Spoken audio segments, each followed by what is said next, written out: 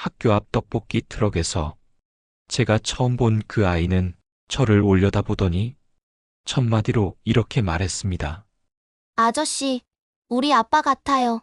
그 말 한마디 때문에 제 인생이 통째로 뒤집힐 줄은 그때는 정말 몰랐습니다. 살을 애는 겨울바람이 학교 담장을 타고 골목으로 휩쓸려 내려오던 저녁이었습니다. 저, 강도윤, 21살. 오늘도 제 전부가 걸린 떡볶이 트럭 앞에 서 있었죠. 떡볶이 나왔습니다.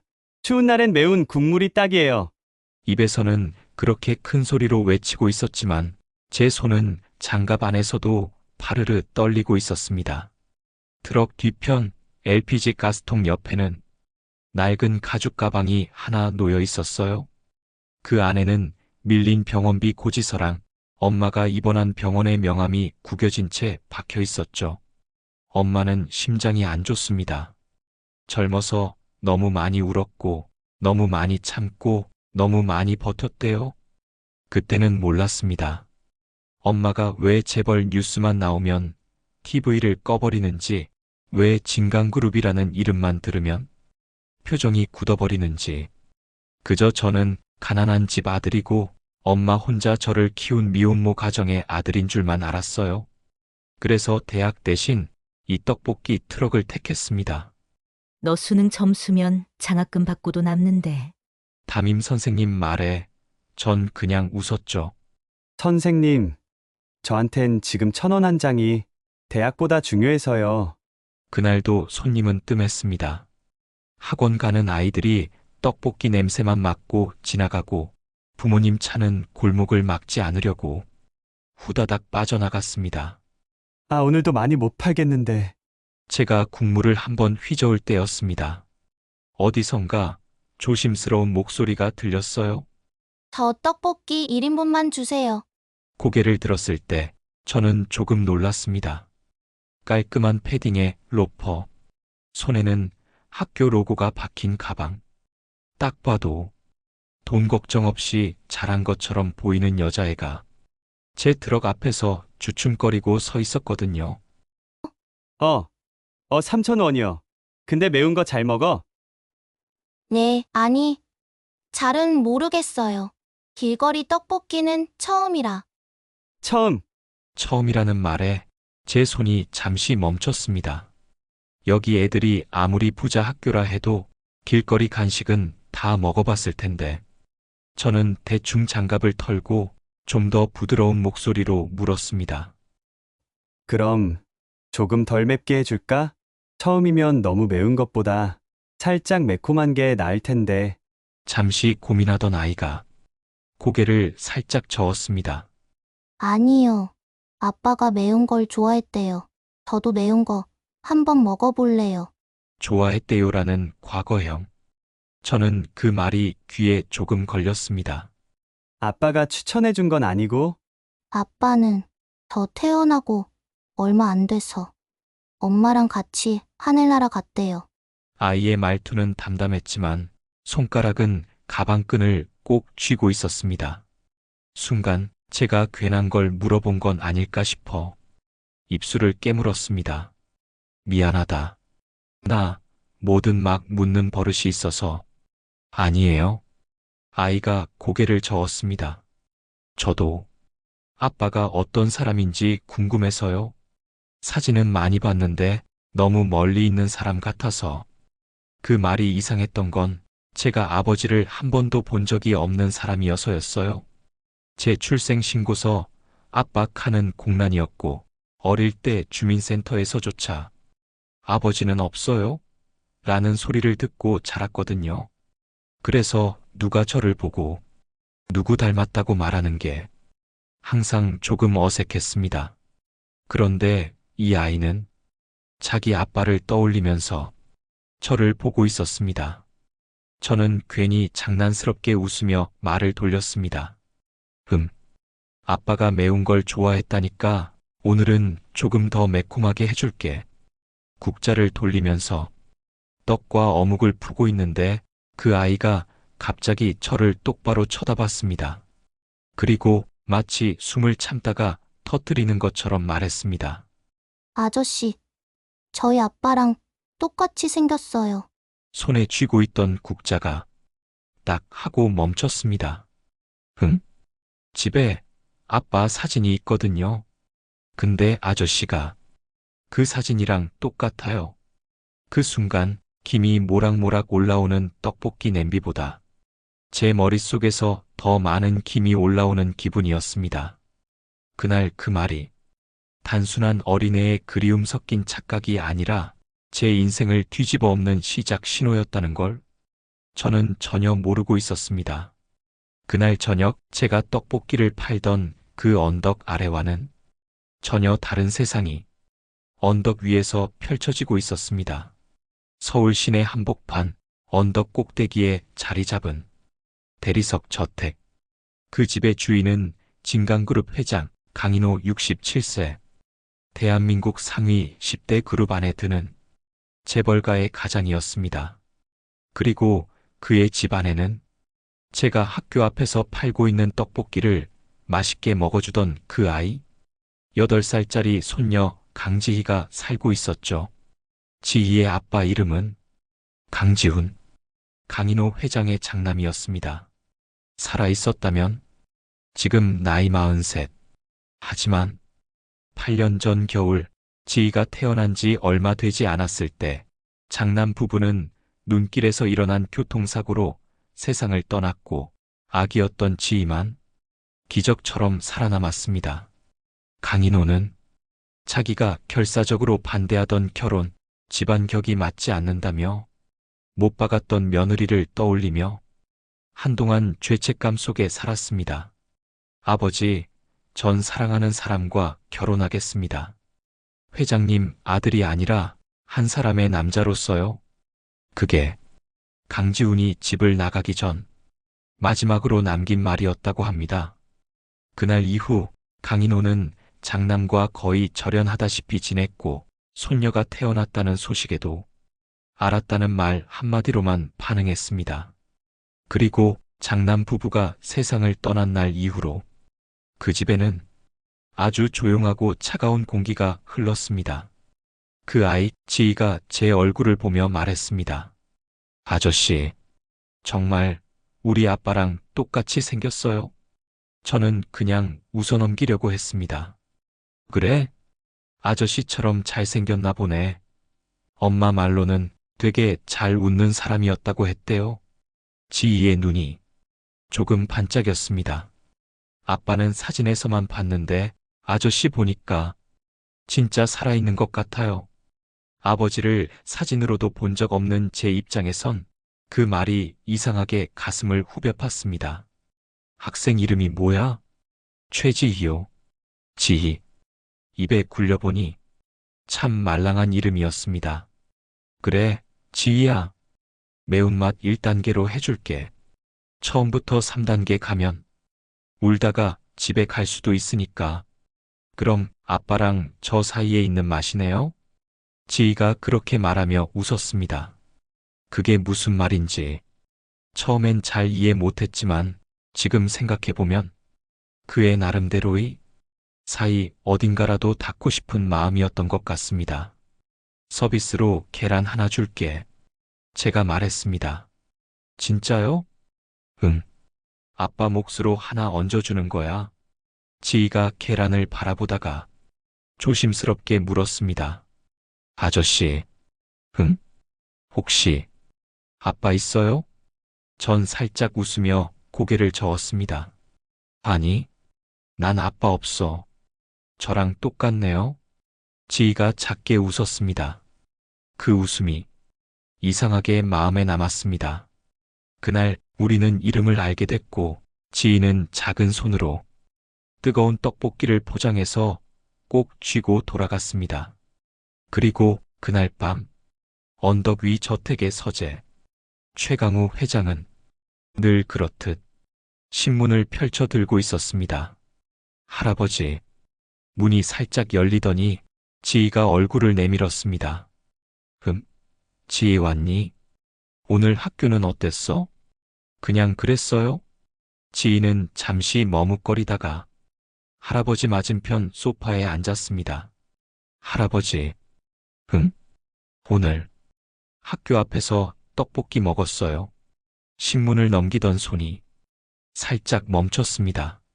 길거리 음식은 몸에 안 좋다 했지 않니? 근데요? 지인은 서재 한쪽 벽에 걸린 액자 하나를 바라봤습니다. 젊은 남자가 환하게 웃고 있는 사진. 그 옆에는 따뜻한 인상의 여자가 함께 서 있었죠. 강지훈과 지희의 엄마. 할아버지, 아빠 얼굴 기억나세요? 물론이지. 최강우의 목소리가 조금 낮아졌습니다. 아빠가 웃을 때 눈이 이렇게 접힌다고 했잖아요. 지희가 자기 눈 옆을 손가락으로 눌렀습니다. 근데요, 오늘 떡볶이 아저씨도 웃을 때 똑같이 접혔어요. 떡볶이 아저씨? 네. 학교 앞 골목에서 트럭으로 떡볶이 파는 아저씨예요. 지희의 눈동자가 살짝 빛났습니다. 깜짝 놀랐어요. 진짜 사진 속 아빠랑 똑같이 생겼어요. 그 말에 최강우는 신문을 완전히 내려놓았습니다. 그래? 네. 그래서 너무 반가웠어요. 지희는 주먹을 더 꼭 쥐었습니다. 그래서 그냥 그런 생각이 들었어요. 아, 우리 아빠가 살아있었다면 이런 느낌이었을까? 지희는 아무렇지 않게 말하고 있었지만 그 말은 칼처럼 강인호의 가슴을 베어냈습니다. 지희야. 강인호는 조심스레 아이의 머리를 쓰다듬었습니다. 그런 생각 자주 해? 네. 지희는 고개를 끄덕였습니다. 근데 오늘은 진짜로 옆에 있는 것 같았어요. 그 말 뒤에 지희는 잠시 침묵하더니 작게 덧붙였습니다. 할아버지한테는 비밀로 하려고 했는데 왜? 할아버지가 슬퍼하실까봐. 8살짜리 입에서 나온 말이라고 믿기 힘든 조심스러운 배려였습니다. 강인호는 그 자리에서 숨이 막히는 것 같았습니다. 고맙구나, 지희야. 그는 겨우 목소리를 냈습니다. 그런데 말이다. 잠시 망설이다가 부드럽게 물었습니다. 그 오빠 이름은 알고 있니? 지희는 고개를 가로저었습니다. 몰라요. 근데 학교 앞 골목에 항상 있어요. 트럭에 도윤 떡볶이라고 써 있었어요. 아, 맞다. 포장도 가능이라고도. 도윤. 그 이름이 귀에 걸려 남았습니다. 강인호는 자리에서 천천히 일어섰습니다. 우리 지희, 오늘도 얘기해줘서 고마워.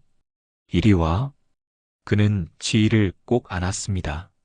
아이의 체온이 가슴에 와닿자 잊으려 했던 죄책감들이 한꺼번에 밀려 올라왔습니다. 사랑했던 아들을 반대해 그 아들과 며느리를 잃었던 죄, 그리고 어쩌면 또 다른 아이를 어디선가 같은 추위 속에 방치했을지도 모른다는 막연한 두려움이 섞여서 지희가 잠든 뒤 강인호는 서재에 다시 불을 켰습니다. 야간 근무를 하던 비서가 급히 들어왔습니다. 회장님, 아직 안 주무셨습니까? 박 비서. 강인호의 목소리는 평소처럼 단단했지만 어딘가 조금 낮게 깔려 있었습니다. 네, 회장님. 지금 당장 우리 지희 학교 앞 골목에 있는 떡볶이 트럭 한 대를 조사해줘. 비서는 눈을 깜빡였습니다. 떡볶이 트럭이요? 그래. 분식 트럭. 학생들 상대로 장사하는 곳일 거야. 강인호는 손가락으로 책상을 천천히 두드렸습니다. 트럭 주인 이름, 나이, 가족관계, 주소, 병원이나 금융 관련 체납 내역까지 가능한 선에서 전부. 박 비서의 표정이 서서히 심각해졌습니다. 혹시 무슨 문제가? 아직은 모른다. 강인호가 잘났습니다. 그러니까 더더욱 조용히 흔적 남기지 말고. 그는 잠시 말을 멈췄다가 조용히 하나를 덧붙였습니다. 특히 어머니가 누구인지 반드시 확인해. 비서는 순간 회장의 시선에서 묘한 기운을 느꼈습니다. 그 눈빛은 거대 기업의 회장이 딜을 계산할 때의 눈빛이 아니었습니다. 뭔가를 두려워하는 사람의 눈빛에 가까웠습니다. 알겠습니다, 회장님. 조용히 확인해서 보고 드리겠습니다. 43. 진강그룹 부사장으로 승진한 지 얼마 안 되던 시절이었습니다. 강인호의 하루는 회의실과 보고서, 해외 출장을 오가는 비행기로 꽉 차 있었습니다. 부사장님, 이번 주 일정 다시 정리해 드리겠습니다. 비서는 항상 옆에서 일정을 쏟아냈고, 언론에서는 진강그룹 2세 경영의 본격화라는 기사 제목을 수시로 뽑아댔습니다. 장남 강지우는 이미 대학에 다니고 있었고, 집에서는 후계자 교육이라는 이름으로 가문의 기대가 매일같이 오갔습니다. 한지영 대리, 이 계약서 다시 검토해 보세요. 이 부분 조건 빠져 있잖아요. 아, 죄송합니다, 부사장님. 오늘 밤 안에 다시 정리해서. 지영은 항상 마지막까지 불이 꺼지지 않는 사무실의 주인이었습니다. 대충 넘어가려던 계약서에서 문제 조항을 찾아낸 것도 고객사 대표가 직접 전화해서 저 직원 누구냐고 물어본 것도 대부분 한지영이 해낸 일이었습니다. 어느 날 밤 서류 더미에 파묻혀 있던 회의실에서 강인호가 무심코 말을 건넸습니다. 한대리. 네, 부사장님. 우리 회사 당신 없으면 큰일 나겠는데? 지영은 놀란 토끼처럼 눈을 동그랗게 뜨더니 얼굴을 붉혔습니다. 과장이세요? 진담인데. 강인호가 웃었습니다. 요즘 사람들 중에 이렇게 꼼꼼한 사람 거의 없어. 그 말 이후로 두 사람 사이의 거리는 조금씩 바뀌기 시작했습니다. 야근이 끝난 뒤 같이 편의점 삼각김밥을 먹기도 하고 서로의 집 이야기를 조금씩 꺼내기 시작했습니다. 지영이 부모님 두 분 다 돌아가셔서 혼자 산다고 했을 때 강인호는 알 수 없는 책임감을 느꼈습니다. 하지만 그 책임감은 끝까지 가보지 못했습니다. 이미 그는 재벌가의 맏아들이었고 장남도 있었고 집안에서 정해둔 혼사와 그에 따른 정치적 관계까지 등에 잔뜩 얹고 있는 사람이었으니까요. 선대 회장은 늘 말했습니다.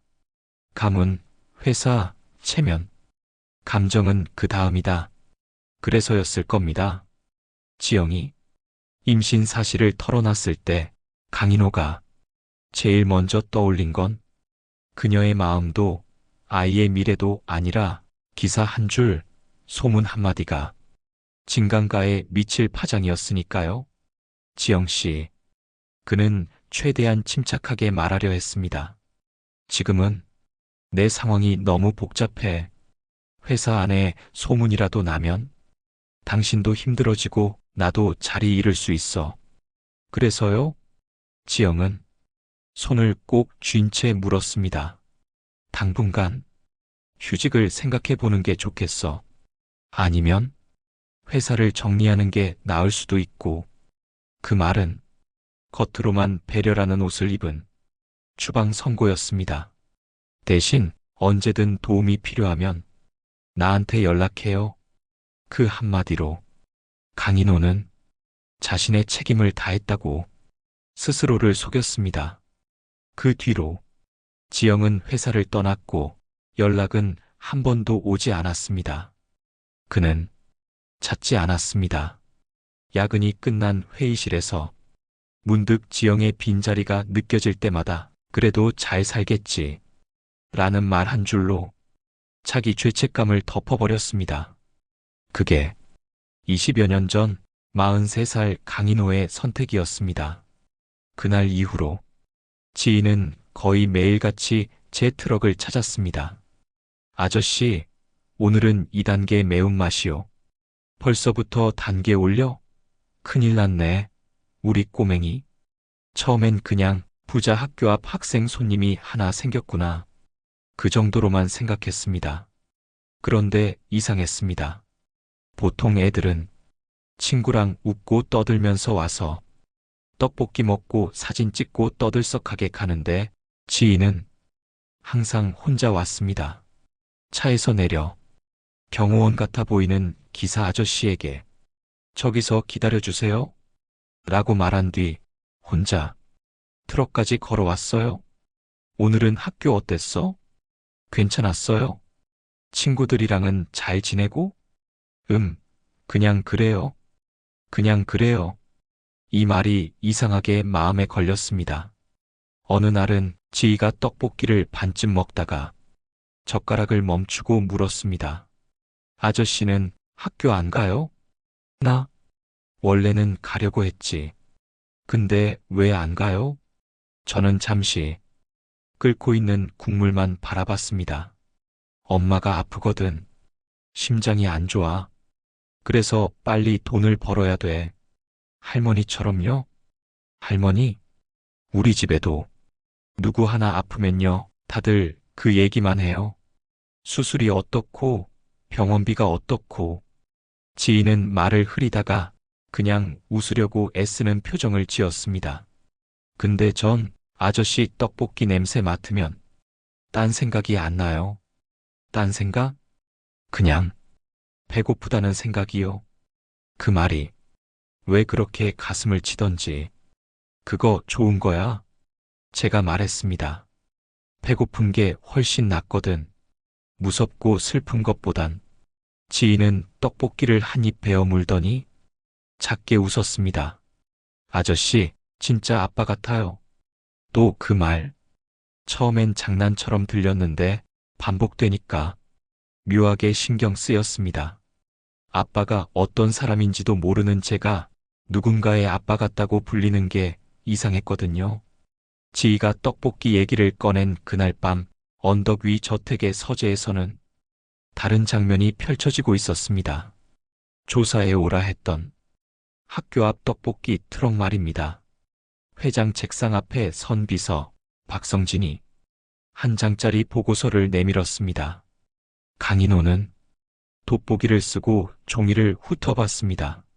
성명 강도윤, 나이 21세, 학력 고졸 수능 고득점이나 형편상 포기, 가족사항 모한지영, 심장질환으로 입원 중 부공란, 생계떡볶이 트럭 운영, 모친의 치료비 및 생계비 마련. 이름이 강도윤? 강인호의 손이 살짝 멈췄습니다. 네, 회장님. 주민등록상 아버지라는 비어있고 어머니 성을 따랐습니다. 부친 관련 정보는 일절 없습니다. 비서는 조심스럽게 말을 이었습니다. 어머님은 한지영 씨입니다. 심장 쪽이 많이 안 좋으신 듯합니다. 한지영. 보고서 위 볼펜으로 인쇄된 그 세 글자가 눈앞에서 번졌다가 또렷해졌다가 다시 번지는 것 같았습니다. 한지영. 24년 전 진강그룹의 밤을 지탱하던 직원. 야근 후 편의점 앞에서 뜨거운 삼각김밥을 나누던 여자. 임신 사실을 털어놓았을 때 회사와 가문이 먼저라는 말 뒤에 모든 책임을 숨겨버렸던 그 여자. 추가로 확인된 내용이 있습니다. 박 비서가 조심스럽게 말을 이어갔습니다. 강도윤 씨의 출생신고서상 부란은 비어 있습니다. 미혼모 출산으로 처리돼 있고 강인호의 목에서 작은 숨소리가 새어나왔습니다. 그리고 도윤 씨는 고등학교를 우수한 성적으로 졸업했지만 진학을 포기하고 바로 노점 장사를 시작한 것으로 보입니다. 박 비서가 마지막 페이지를 넘겼습니다. 모친 한지영 씨는 3년 전부터 심장질환으로 간헐적인 입퇴원을 반복하다가 최근 상태가 급격히 악화되어 거의 상주하다시피 병원에 계신 것으로 더 말을 잇지 못했습니다. 방 안에 숨소리만 남았습니다. 강인호는 천천히 의자에 몸을 기대었습니다. 내가 먼저 돌아섰고 그 사이 그녀는 아이를 낳고 혼자 키우고 심장이 망가질 때까지 버틴 거구나. 그 아들이 지희가 아빠 같다고 말한 그 떡볶이 트럭의 주인이다. 그리고 출생신고서에 부공란. 강인호는 눈을 감았다가 천천히 떴습니다. 박비서. 네, 회장님. 이 보고서는 나와 자네 둘만 본 걸로 한다. 어디에도 흔적 남기지 말게. 알겠습니다. 비서가 물러나려 할 때 그가 다시 불렀습니다. 잠깐. 네. 내일 지희 학교 앞에 가자. 박비서의 눈이 살짝 커졌습니다. 직접 보시게요? 강인호는 천천히 숨을 내쉬었습니다. 그래. 보고서로는 확인할 수 없는 것들이 있지. 지희가 말한 아빠 같은 오빠가 어떤 표정으로 웃는지, 그리고 말을 잠시 멈춘 뒤 거의 속삭이듯 덧붙였습니다.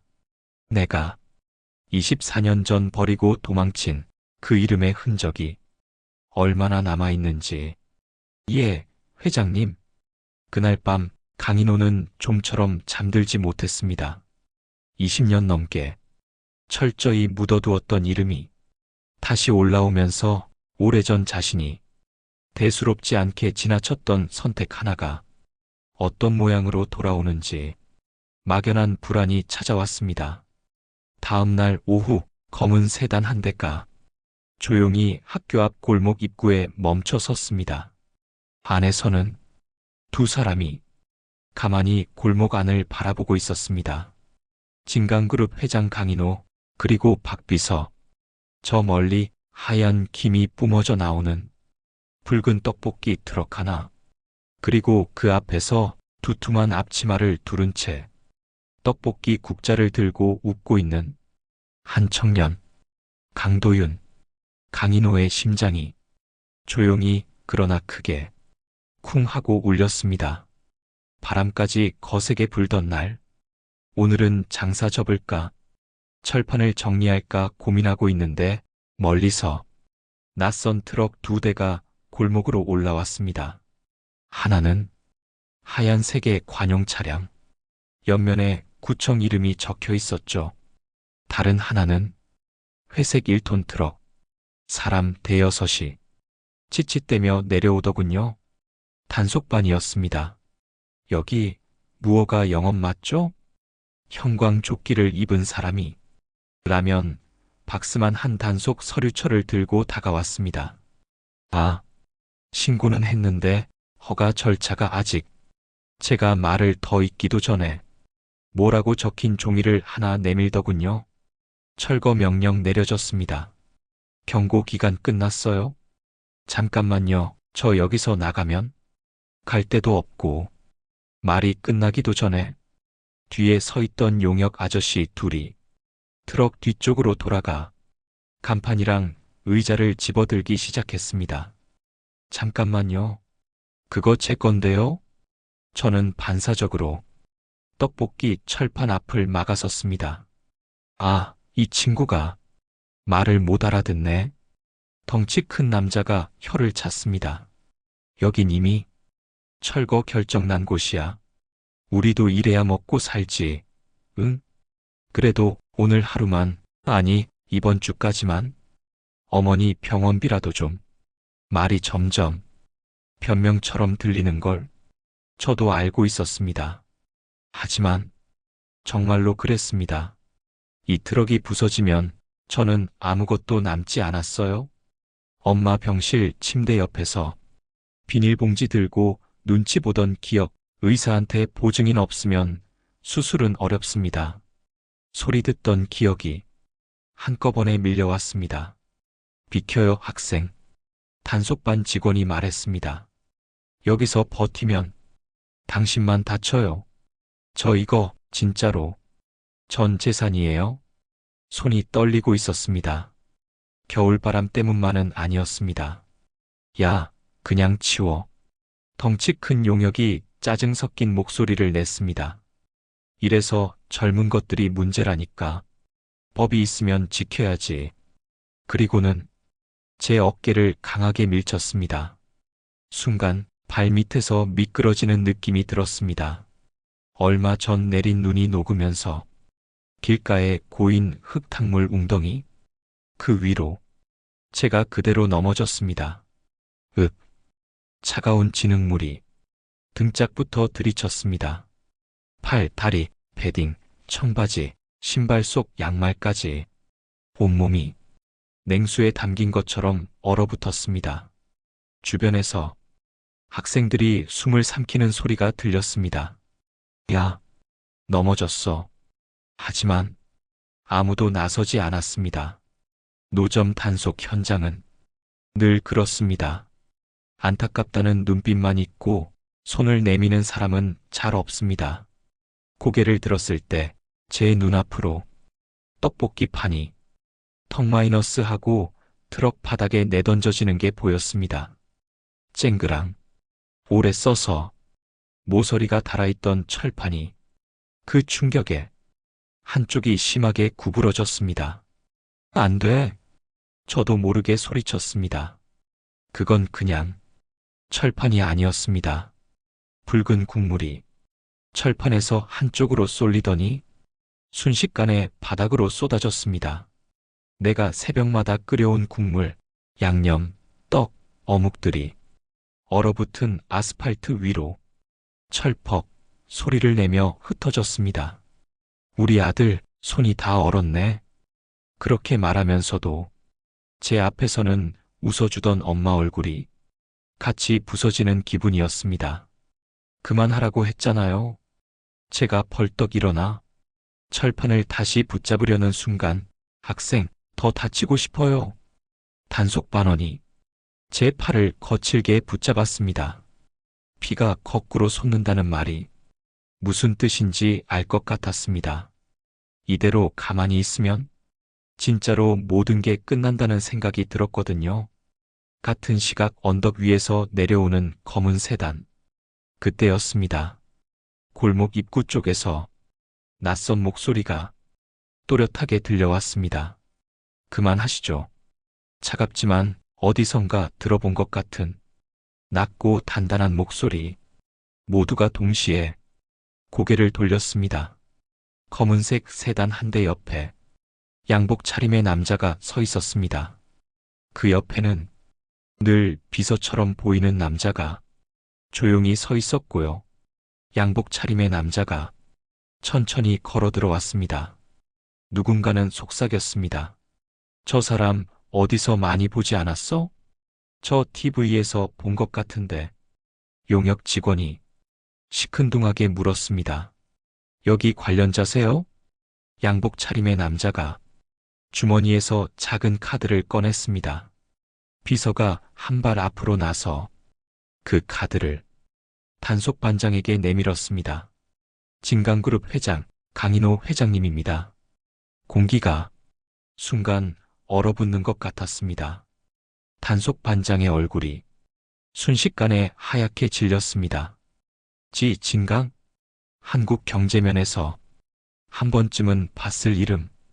뉴스에서 재계 10위권이라는 수식어와 함께 늘 따라다니는 회사. 용역 직원들도 서로 눈치를 보며 한 발씩 뒤로 물러났습니다. 여기가. 강인호 회장은 조용히 주위를 둘러봤습니다. 눈이 스친 곳마다 붉게 튀어있는 떡볶이, 국물, 부러진 의자, 다리, 휘어진 간판 조각들이 있었습니다. 그리고 마지막으로 진흙탕 위에 무릎을 꿇고 철판 조각을 붙잡고 있는 저를 내려다봤습니다. 표정을 읽을 수 없었습니다. 그저 오래전에 어디선가 본 적 있는 얼굴을 마주한 사람처럼. 누가? 그가 아주 작게 물었습니다. 누가 이 철거를 지시했지? 단속반장이 허둥지둥 답했습니다.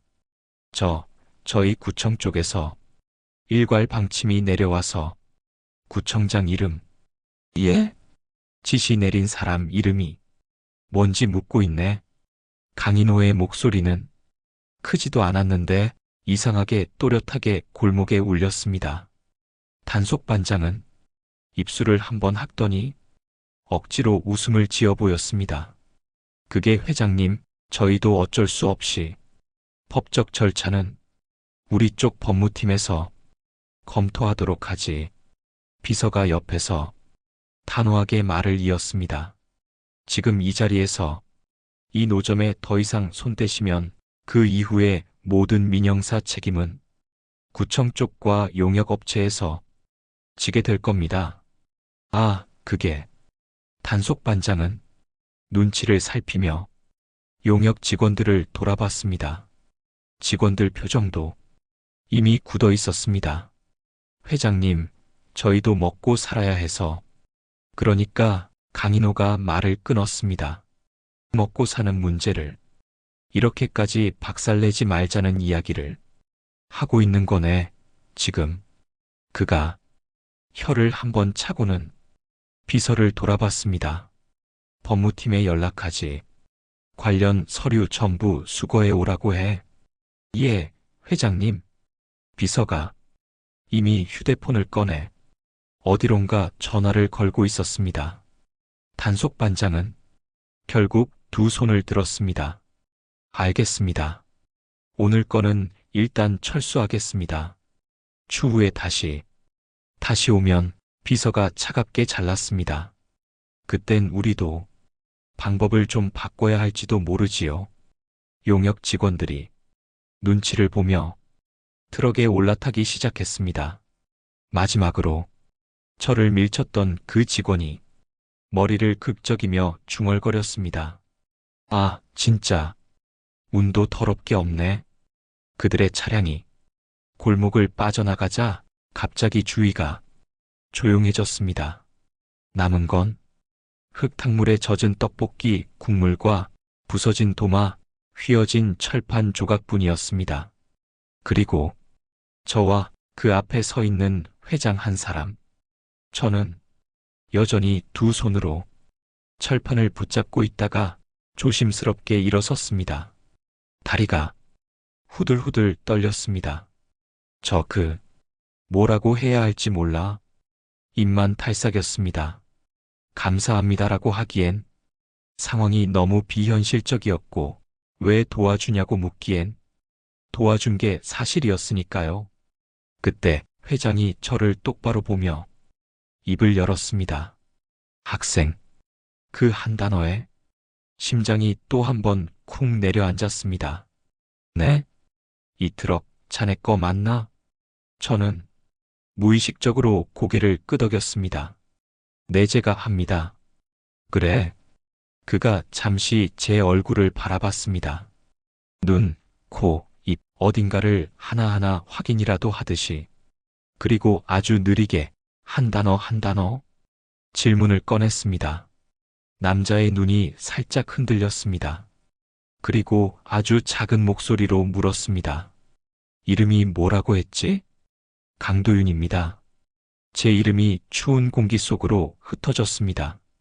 그 남자의 입술이 아주 잠깐 굳어졌다가 떨리는 걸저는 놓치지 않았습니다. 성까지 강이구나. 본인도 모르게 중얼거리는 소리처럼 들렸습니다. 곧이어 그는 눈을 감았다가 천천히 떴습니다. 혹시 입술이 다시 떨렸습니다. 어머니 성함이 어떻게 되시나? 왜 그걸 묻지? 지금 이 상황에서? 저 한지영이요. 제 입에서 그 이름이 나오는 순간 회장의 눈이 확 흔들렸습니다.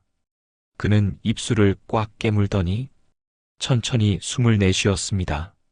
그리고 조금 낮아진 목소리로 다시 물었습니다. 한지영 씨 지금 어디 계시나? 병원에. 저도 모르게 순순히 대답하고 말았습니다. 진심병원 심장내과 병동에 입원해 계세요. 그때 회장의 손이 허벅지 위에서 단단히 움켜쥐어지는 것이 보였습니다. 잠시 눈을 감았다 뜬 그는 결심한 듯 말했습니다. 옷이 많이 젖었군. 그가 제 패딩과 청바지를 한번 훑어봤습니다. 지금 바로 병원으로 가지. 그 말에 저는 멍하니 그를 바라볼 뿐이었습니다. 진강그룹 회장이라는 사람은 비서에게 몇 마디 지시를 하고 곧바로 자리를 떴습니다. 트럭은 그대로 두세요. 법적 문제는 저희 쪽에서 정리하겠습니다. 그 말만 남기고요. 도윤 씨 맞죠?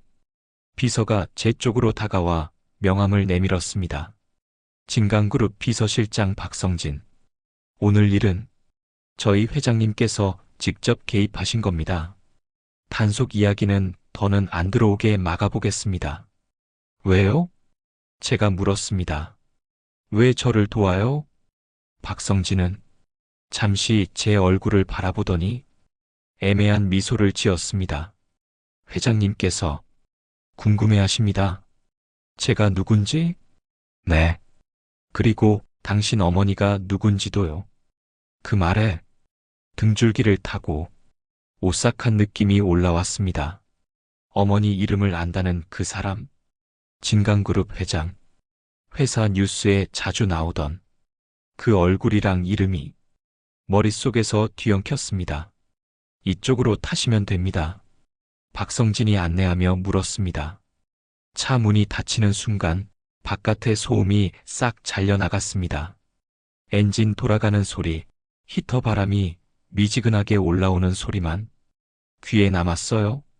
저는 뒷좌석에 앉아 젖은 패딩 끝을 꼭 쥐고 있었습니다. 앞자리에는 운전석의 기사님, 조수석에 아까 그 비서가 탔고 제 옆자리에는 진강그룹 회장 강인호라는 사람이 조용히 앉아 있었죠. 감기 걸리겠군. 그가 힐끗 제 옷을 바라보더니 비서에게 말했습니다. 담요. 예, 회장님. 비서가 트렁크 쪽에서 두툼한 담요를 꺼내 제 무릎 위에 올려주었습니다. 아, 괜찮아요, 전. 거절하려다 입술이 파르르 떨리는 걸 스스로 봐버렸습니다. 말을 끝까지 못했어요? 괜찮을 땐 이런 얼굴로 안 떨지. 회장이 작게 중얼거렸습니다.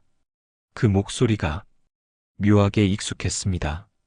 TV 화면 너머에서만 듣던 그 사람의 목소리가 바로 옆에서 들리니까 현실감이 없었죠. 차는 사이렌도 없는 앰뷸런스처럼 조용히 빠르게 엄마가 입원해 있는 병원을 향해 달렸습니다. 창밖으로 지나가는 건물들, 붉은 신호등, 겨울나무들, 머릿속은 엉망이었습니다. 대체 왜 진강그룹 회장이 나랑 우리 엄마 병원에 같이 가는 거지? 학생 이름이 강도윤이라고 했나? 그가 먼저 말을 건넸습니다. 네. 저는 무릎 위 담요를 꼭 쥔 채 짧게 대답했어요. 강씨구먼. 그가 조용히 말했습니다. 아버지는? 제 몸이 딱 굳었습니다. 늘 나오는 질문이었죠. 아버지는? 없습니다. 입술을 깨물며 말했습니다. 태어났을 때부터 없었어요. 차 안에 잠시 정적이 흘렀습니다. 히터에서 나오던 바람 소리가 유난히 크게 들렸어요. 그래. 그가 작게 대답했습니다. 미안하군. 괜한 걸 물었네. 이상한 사람이었습니다. 단속 현장에서 그렇게 압도적인 분위기를 풍기던 사람이 지금은 어딘가 죄 지은 사람처럼 말끝을 흐리고 있었습니다. 도착했습니다. 기사가 말하자 비서가 먼저 내려 문을 열어줬습니다. 먼저 내리시죠, 회장님. 아니다.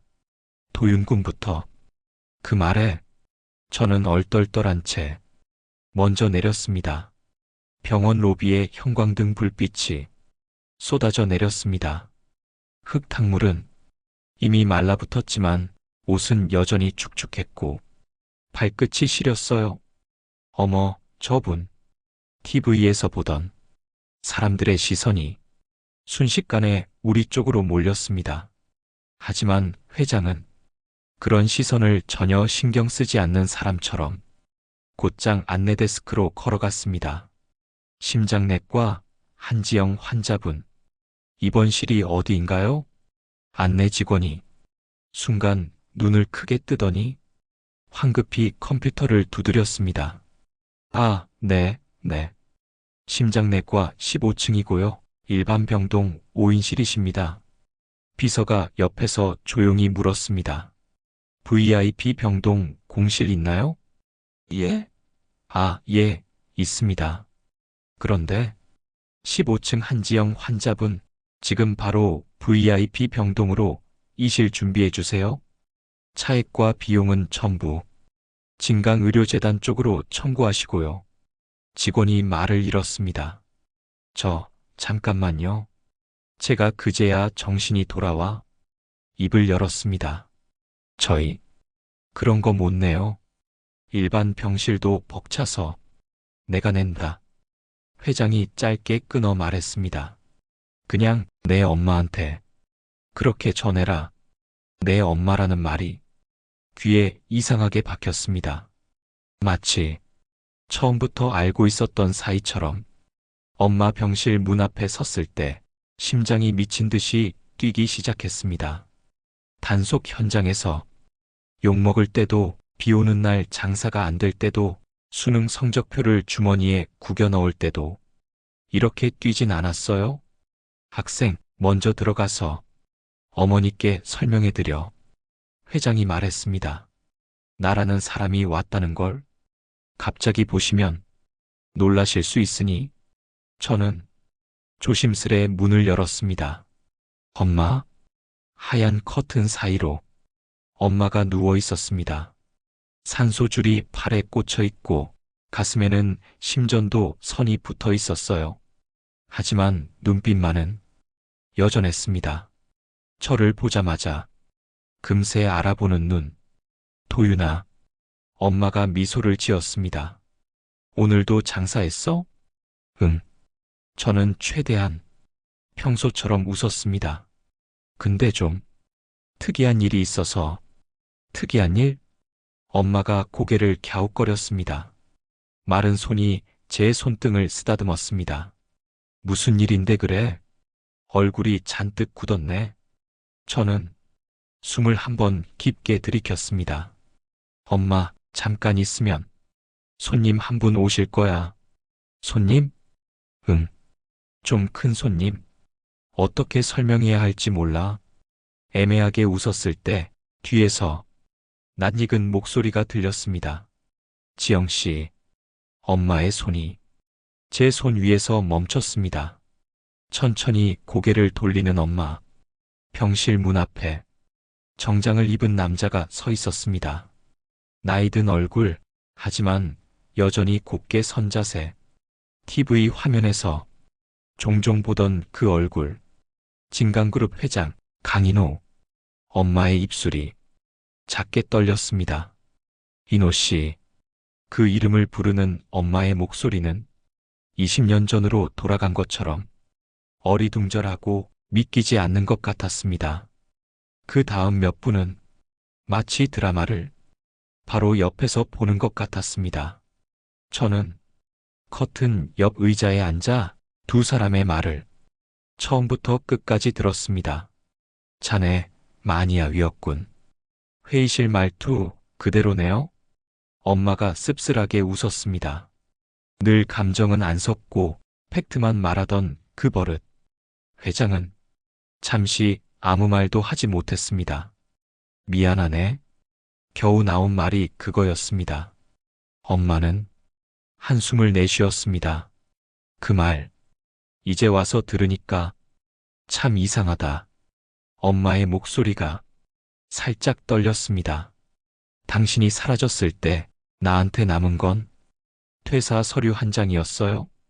그 말에 제 손이 움찔했습니다. 퇴사? 그래. 엄마가 저를 한번 보고 다시 회장을 바라봤습니다. 당신 아버지가 나를 몇 번이나 불러다 묻더라. 우리 아들하고 정말 아무 사이도 아니냐? 임신 같은 건 절대 안 된다. 엄마가 손등 위를 천천히 쓸었습니다. 난 끝까지 아무 말 안 했지. 어차피 당신이 선택한 건 회사와 아버지였으니까. 회장의 손이 의자 팔걸이를 꽉 쥐었습니다. 그때 말이라도 했으면요? 엄마가 잘났습니다. 당신 아버지가 기뻐하면서 우리 축하해 줬을까요? 아니면 지금보다 더 잔인한 방식으로 나를 내쫓았을까요? 침묵이 내려앉았습니다. 엄마의 시선이 천장을 향했습니다. 결국 나 혼자 나왔어요. 아무도 붙잡지 않았고 당신도 나타나지 않았고. 회장이 눈을 감았다 떴습니다. 그땐 이렇게까지 내 인생 전체를 망칠 줄은 몰랐네. 당신 인생이 아니라 내 인생이 망가졌죠. 엄마가 웃었습니다. 그래도 하나 남은 게 있어요. 엄마가 제 손을 꼭 쥐었습니다. 내가 버리지 않은 사람. 그 말을 듣는 순간 가슴이 뜨거워졌다가 서늘해졌습니다. 버리지 않은 사람. 그럼 누군가는 버렸다는 뜻이잖아. 그리고 두 사람의 시선이 동시에 저를 향했습니다.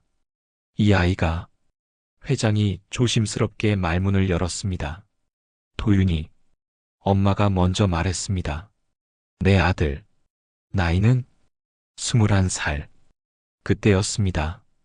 회장의 눈에서 피가 싹 가시는 게 눈에 보일 정도였습니다. 21. 그는 무언가 계산하는 사람처럼 작게 중얼거렸습니다. 지금이 2025년이고 엄마가 그를 똑바로 쳐다봤습니다. 당신이 마지막으로 날 보냈던 해 기억나요? 진강빌딩 22층 그 회의실에서. 기억한다. 회장이 씹어 삼키듯 말했습니다. 그해 겨울에 내가 이 아이를 가졌어요. 엄마가 제 손을 꽉 쥐었습니다. 당신이 모르는 사이에 심장이 귀에 가깝게 들렸습니다. 쿵, 쿵, 쿵. 도윤아. 엄마가 제 이름을 불렀습니다. 엄마가 한 번도 말 안 했던 얘기라 충격일 거야. 잠깐만. 제가 겨우 입을 떼었습니다. 엄마, 그러니까. 그래. 엄마가 눈을 감았다 떴습니다. 너 아빠 누군지 한 번도 안 물어봤지. 머리가 하얘졌습니다. 8살쯤 되었을 때 한 번 그런 말을 했던 기억이 났습니다. 엄마, 다른 애들은 아빠 있는데 우리는 왜 없어? 그때 엄마는 그냥 웃으면서 말했습니다. 우리는 둘이 살 거야.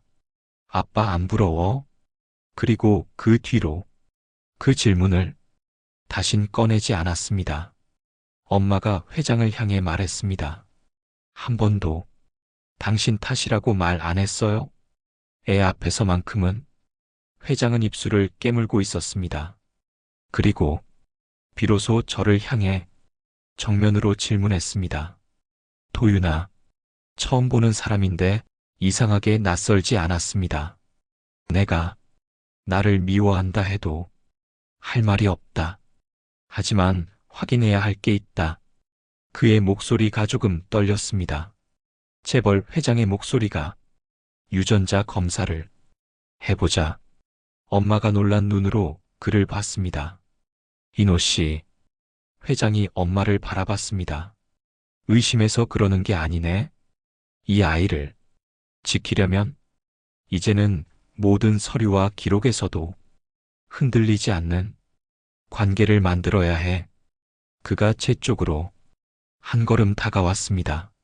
내가 원한다면.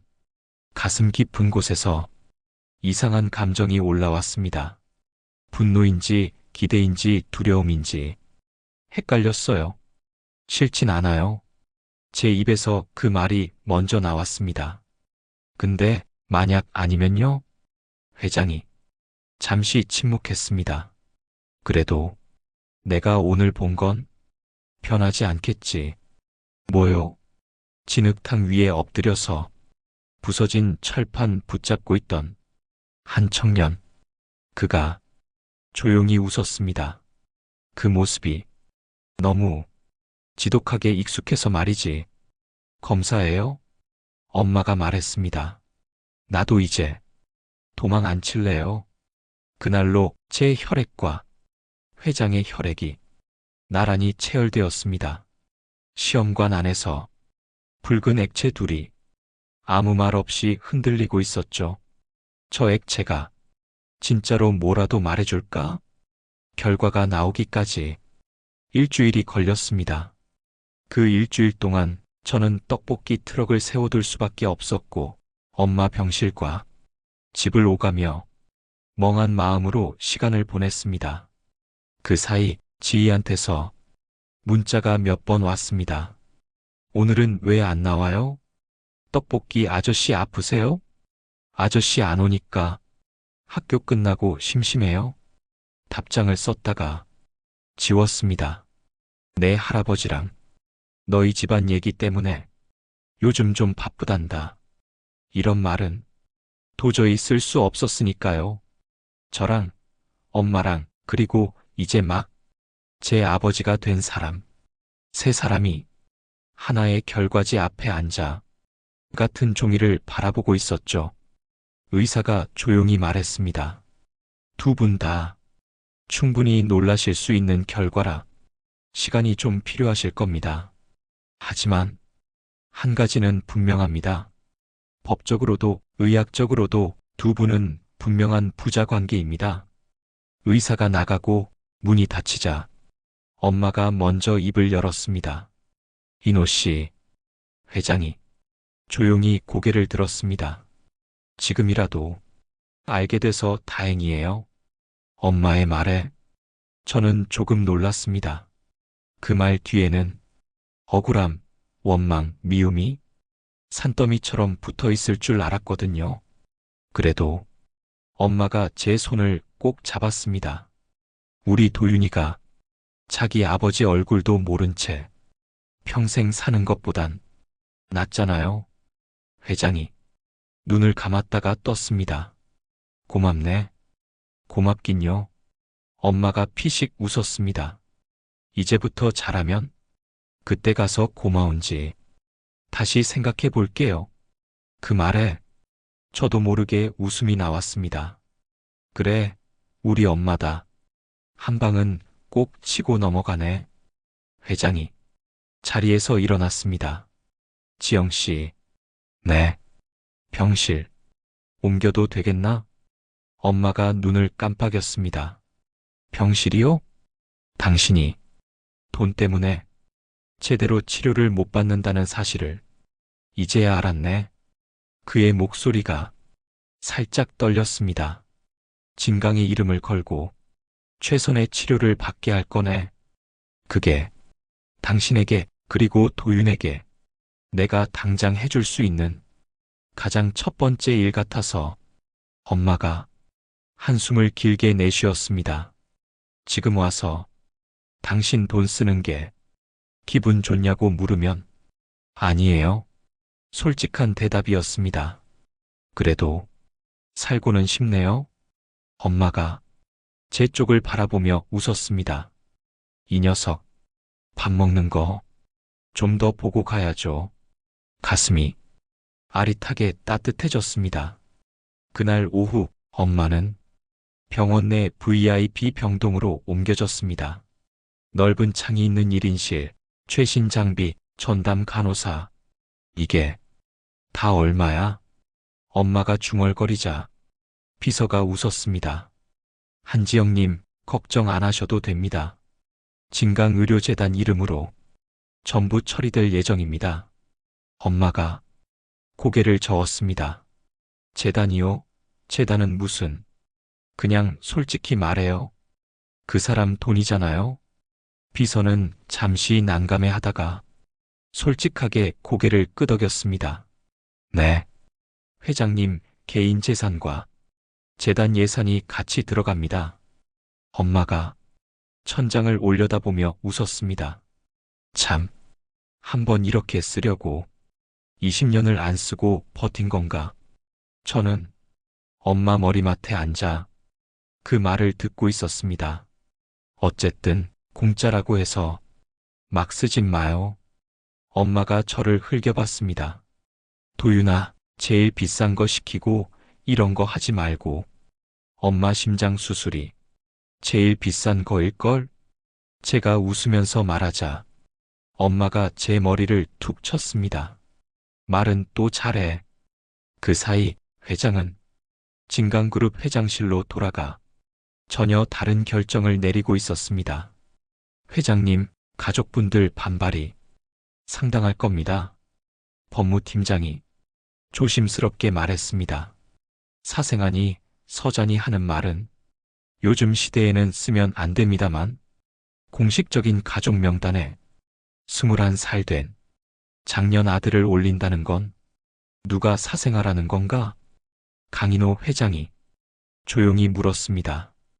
회의실이 순간 얼어붙었습니다. 아, 그게 아니라 서자라는 단어 난 좋아하지 않네. 그의 목소리는 차갑지만 담담했습니다. 내가 책임을 안 졌을 뿐이지. 아이한테 서자라는 꼬리표를 달아야 하는 이유는 어디에도 없어. 법무팀장이 고개를 숙였습니다. 알겠습니다. 가족회의는 내가 직접 주재하지. 그가 말을 이었습니다. 진강의 후계구도 지금부터 다시 짠다. 회장님, 그럼 혹시 차남으로 그 얘기는 나중 문제네. 그는 단호하게 잘랐습니다. 지금은 한 사람의 삶을 정상 궤도에 올려놓는 게 먼저야. 그 말 속에 희한하게 저에 대한 욕심과 저를 내버려 두고 싶어 하지 않는 집요함이 섞여 있는 걸 나중에서야 느꼈습니다. 엄마 수술 일정이 잡히고 몸 상태가 조금 안정되자 회장이 말했습니다. 오늘 집에 한번 올라오겠나? 집이요? 진강가 저택 말이네. 그 집은 제가 늘 뉴스에서만 보던 곳이었습니다. 주말 드라마에서 주로 나오는 초대형 대저택. 꼭 가야 돼요? 제가 묻자 엄마가 먼저 대답했습니다. 안 가봤으면 몰라도 이제 알았잖아. 내가 피해 다녀야 할 집인지 아니면 당당하게 문 열고 들어가도 되는 집인지. 엄마의 말에 저는 결국 고개를 끄덕였습니다. 저택 현관 앞에 서자 심장이 또 미친 듯이 뛰기 시작했습니다. 엄청난 기둥, 무광 대리석 바닥, 정원 분수. 그리고 현관문이 열리자마자 익숙한 목소리가 들렸습니다. 아저씨, 계단 난간에 매달려 있던 작은 그림자 하나가 우다다다 뛰어내려왔습니다. 떡볶이 아저씨다. 지희였습니다. 오늘도 단정한 원피스를 입고 머리엔 리본을 묶고 제가 입을 떡 벌린 사이 지희가 제 앞에서 멈췄습니다. 아저씨, 진짜 우리 집에 왔어요. 머리를 극적이는데 뒤에서 회장님이 헛기침을 했습니다. 지희야, 네, 할아버지. 아저씨가 아니고 잠깐 말을 고르더니 천천히 말했습니다. 이제부터는 삼촌이라고 불러야겠구나. 지희가 눈을 동그랗게 떴습니다. 삼촌이요? 근데 누구 삼촌? 너희 아빠 동생이자. 회장이 저를 한번 보고 말을 이었습니다. 할아버지 아들이야. 지희의 시선이 저와 회장님 사이를 몇 번이나 왕복했습니다. 그럼 결론을 빨리 내리는 건 역시 아이들이었습니다. 떡볶이 아저씨가 진짜로 아빠 같은 사람이었네요. 저는 어쩔 줄 몰라 웃었고 회장님은 눈가가 살짝 젖어 있었습니다. 그래, 회장이 말했습니다. 조금 돌아서 오긴 했지만 지희가 저한테 쪼르르 다가와 제 손을 잡았습니다. 삼촌, 그럼 이제 매일 우리 집에 와요? 야, 매일은 좀. 그 대신 학교 앞 떡볶이 트럭은 계속 있어야 돼요. 지희가 단호하게 말했습니다. 그거 없으면 친구들 자랑 못해요. 역시 이 집 애라도 애는 애구나. 저는 웃으면서 말했습니다. 알겠어. 삼촌이 생각해 볼게. 그때 복도 끝에서 납작한 슬리퍼 소리가 들렸습니다. 회장님, 가족분들 모이셨습니다. 비서의 말에 회장이 고개를 끄덕였습니다. 그래. 이제 내가 망쳐놓은 것들 조금씩 고쳐보러 가자. 그가 제 어깨를 톡 하고 쳤습니다. 같이 가자, 도윤아. 처음 듣는 말이었습니다. 같이 가자. 저는 천천히 숨을 들이켰다가 내쉬었습니다. 네, 아버지. 진강가에서 있었던 가족회의 이야기는 솔직히 길게 하지 않겠습니다. 예상대로 좋은 말만 나온 건 아니었고, 특히 장녀, 차녀 쪽에서 여러 가지 말들이 나왔습니다. 이제 와서 갑자기 아들이라니요? 회사 이미지도 생각하셔야죠. 뭐 그런 말들. 그때마다 회장이 딱 잘랐습니다. 이미지는 우리가 어떤 선택을 하느냐에 따라 다시 만들어지네. 그 말 한마디로 분위기가 정리되었습니다. 결국 법적인 절차를 통해 저는 호적의 둘째 아들로 올라가게 되었고, 엄마는 한지영 씨에 대한 20년 전 회사의 부당한 처우라는 명목으로 진강내규와 사내문화 전반을 고치기 위한 자문위원 제안을 받았습니다. 엄마는 그 말에 피식 웃었습니다. 나 그 회의실 다시 들어가게 생겼네. 이번엔 당신이 회의실 중심에 앉게 될 거야. 회장이 그렇게 말했습니다. 그리고 제게 제일 중요한 문제, 떡볶이 트럭은 어떻게 할 거냐? 그건 저도 제일 궁금했습니다. 솔직히 제가 말했습니다. 그거 없으면 저 좀 허전할 것 같아요. 회장이 고개를 끄덕였습니다. 없앨 생각은 없네. 정말요? 다만 불법 노점으로 둘 순 없지. 그가 웃었습니다. 진강에서 협력 사업으로 끌어올리세. 협력 사업이요? 진강 청년 푸드트럭 프로젝트. 그가 이미 머릿속으로 구체적인 그림을 그리고 있는 사람처럼 말을 이어갔습니다. 학교 앞, 병원 앞, 공원 앞, 돈 없는 학생이든 병원에 지친 보호자든 퇴근길 직장인이든 따뜻한 한 끼를 저렴하게 먹을 수 있는 푸드트럭을 도윤이 너 같은 청년들한테 맡기는 거야. 저는 그 말이 너무 낯설어서 한동안 아무 말도 못했습니다. 저 혼자 장사하던 건데요. 처음엔 내 트럭 하나로 시작하자. 그가 말했습니다. 학교 앞 불법 노점 1호였던 자리를 진강 청년 푸드트럭 1호점으로 합법화하는 거지. 그 말에 심장이 쿵 했습니다. 학교 앞 골목, 지금까지 추위와 단속에 떨던 자리, 조건이 있네. 그가 덧붙였습니다. 국물은 지금보다 더 맛있어야 한다. 그건 제가 알아서 하겠습니다. 제가 웃었습니다. 그리고 장사로 번 돈 일부는 내 같은 친구들을 위한 장학금으로 돌리는 구조를 만들자. 그가 슬쩍 엄마를 바라봤습니다. 지영 씨 이름을 따서 장학금 이름을 지으면 어떨까? 엄마가 눈을 동그랗게 떴습니다. 지영이 이름 붙은 한지영 장학금? 제가 웃으며 말했습니다. 엄마, 괜찮다. 한지영 국물 장학금. 야, 이름이 그게 뭐야? 엄마가 웃음을 터뜨렸습니다. 그 웃음소리를 들으며 저는 깨달았습니다. 아, 이 집엔 이제 진짜로 봄이 오고 있구나. 1년 후 다시 살을 애는 겨울바람이 학교 담장을 타고 골목으로 휩쓸려 내려오는 저녁이었습니다. 저는 똑같이 학교 앞 떡볶이 트럭 앞에 서 있었습니다. 하지만 모든 게 조금씩 달라져 있었죠. 트럭 옆에는 커다란 간판이 새로 세워져 있었습니다. 진강청년 푸드트럭 1호점, 도윤떡볶이. 그 아래 작게 적힌 문구, 한지영 장학기금 제1호 파트너, 삼촌, 국물 더요? 앞에서 지희가 손을 번쩍 들었습니다.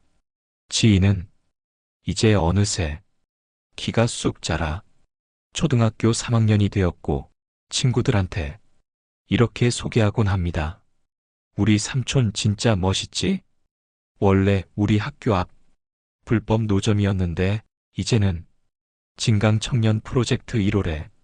친구들은 와 하고 부러워합니다. 삼촌, 오늘도 장사 끝나고 할아버지네 가요? 응.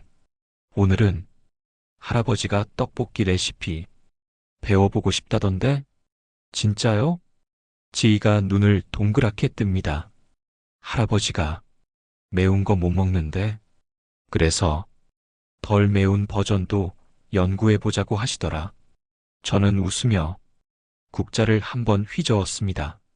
끓어오르는 붉은 국물에서 김이 올라왔습니다. 예전처럼 손이 얼어붙지는 않습니다. 장갑 속 손가락은 오히려 따뜻했어요. 휴대폰에는 엄마에게서 문자가 와 있었습니다. 오늘 병원 검사 결과 좋대.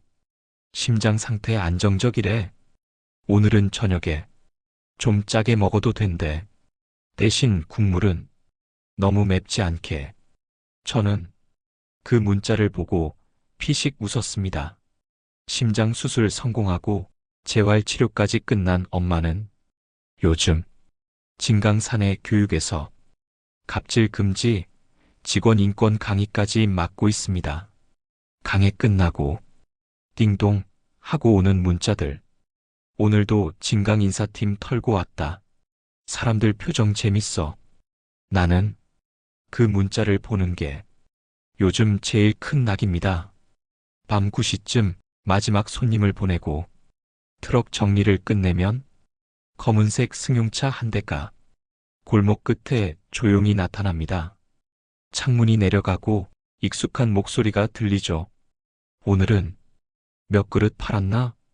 보고하라고 시킨 적 없는데요, 회장님? 제가 일부러 정중한 말투를 쓰면 회장님이 아니라 아버지라고 불러야지. 이제는 이 말이 그렇게 어색하지 않습니다. 네, 아버지. 차는 도로 위를 조용히 달려 엄마가 있는 아파트로 향합니다.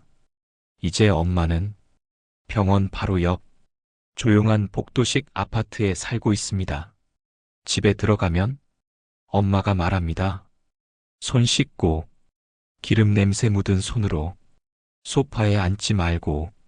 전 그 말에 제일 먼저 벌떡 일어나 손을 씻으러 가곤 합니다. 지영 씨, 나는 예외인가? 당연히 아니죠. 엄마가 웃습니다. 진강 회장은 병원 VIP 병동에서만 통하고 여긴 우리 집이에요?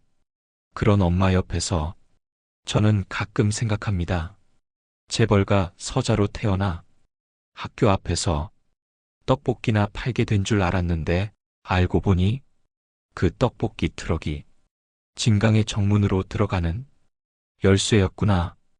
여러분, 오늘 제가 들려드린 이야기는 학교 앞 떡볶이 트럭에서 시작된 서자의 인생이 어떻게 재벌가의 공식 아들이 되고 한 아이의 삼촌이 되었는가에 대한 기록이었습니다.